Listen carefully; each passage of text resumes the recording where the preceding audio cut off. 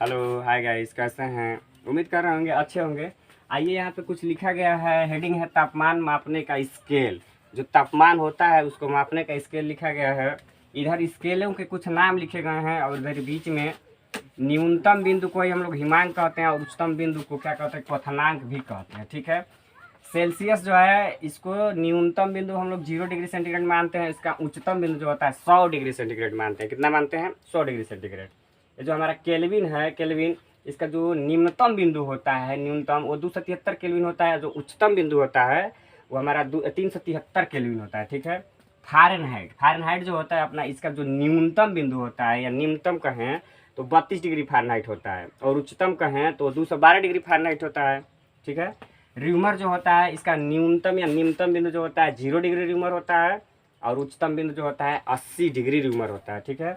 ये रैंकिंग 5वें नंबर पर रैंकिंग, इसका जो निम्नतम बिंदु होता है या हिमांक है तो 492 रैंकिंग होता है और उच्चतम में देखा जाए तो अपना 672 होता है। देखिए जीवन में इसका ये 5 नंबर वाला जो है अपना ये रैंकिंग वाला, एकरा बहुत कम प्रयोग होता है तो इस पर बहुत विशेष ध्यान देने की जरूरत नहीं है। ठीक है।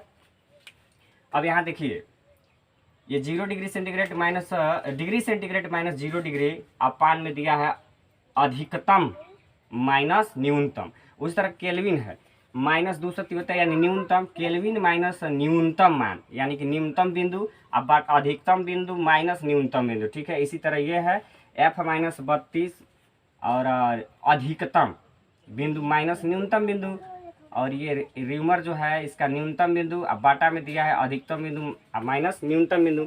इसका कोई खास ज़रूरत नहीं है अपने जीवन में, इसलिए इस पर बहुत ध्यान देने की जरूरत नहीं है। ठीक है। तो बराबर इतने के बराबर कांस्टेंट होता है। देखिए ये इंपॉर्टेंट चीज़ है, जरा इसको याद रखिएगा आप लोग। जल का जो हिमांक होता है, हिमांक होता है वो अपना होता है 0 डिग्री सेंटीग्रेड या 273 डिग्री केल्विन या 32 डिग्री फारेनहाइट या 0 डिग्री र्यूमर। ठीक है। जल का जो क्वथनांक होता है वो 100 डिग्री सेंटीग्रेड या 373 डिग्री केल्विन में या 212 डिग्री फारेनहाइट या 80 डिग्री र्यूमर में। ठीक है। तो इनको ज़रा याद रखिएगा, ये इम्पॉर्टेंट हैं। ठीक है। जल का हिमांक और जल का क्वथनांक आप याद रखेंगे। यहाँ बोर्ड पे एक सवाल लिखा गया है, जो प्रश्न ये कह रहा है कि 60 डिग्री सेंटीग्रेड को केल्विन में बदलिए। ठीक है।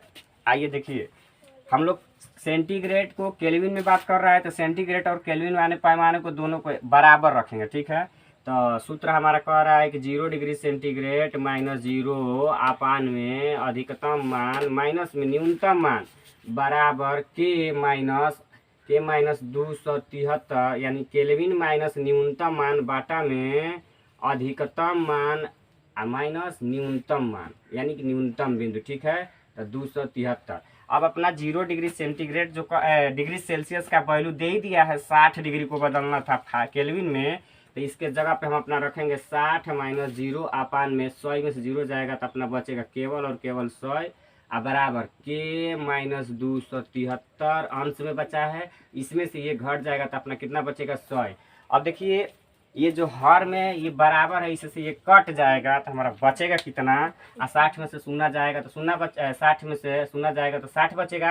अब हम लोग लिख सकते हैं या के बराबर ये इधर आएगा अपना तो 60 प्लस का 273, क्योंकि माइनस वाला जब इधर करेंगे तो वो प्लस का हो जाएगा तो अपना के की जो वैल्यू आएगी वो 333 आएगी। मात्रा किस में रहेगा? केल्विन में। मात्रा किस में रहेगा? केल्विन में। तो इस तरह से 60 डिग्री सेंटीग्रेड को हम लोग किस में? केल्विन में बदल लिए, तो जो आया है 333 केल्विन, ये अपना फुल एंड फाइनल आंसर होगा। ठीक है।